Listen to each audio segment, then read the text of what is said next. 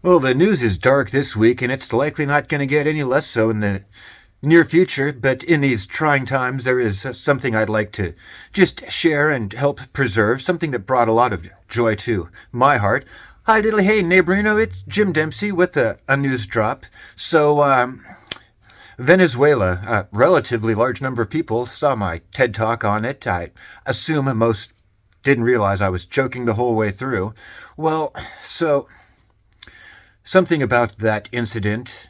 Now, I got to give some quick backstory to this.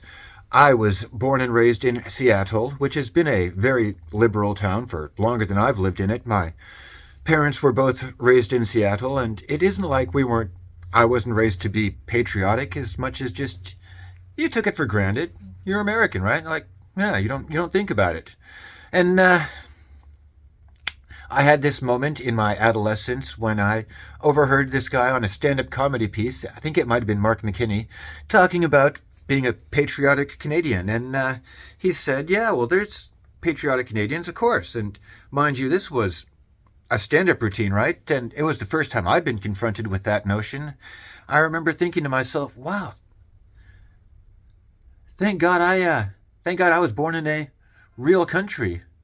I will never know the grief and shame that I assume accompanies the existence of any British subject. Well, Venezuela, when we had that incident with Nicholas, we also, our guys, took a moment to swing by and drop a bomb on the grave of Hugo Chavez. And mind you, this happened in the early morning hours, right? So I have to say that if it is the official foreign policy of the United States to undertake nocturnal grave desecrations, then I for one would almost want to call it my old friend, British subject, Black Wins and celebrate. Except that I'm a little leery of the coke these days with all the fentanyls. So here's what I have to say to you is, President Trump, after you've gone ahead and gotten Greenland, let's go get Ecuador, huh?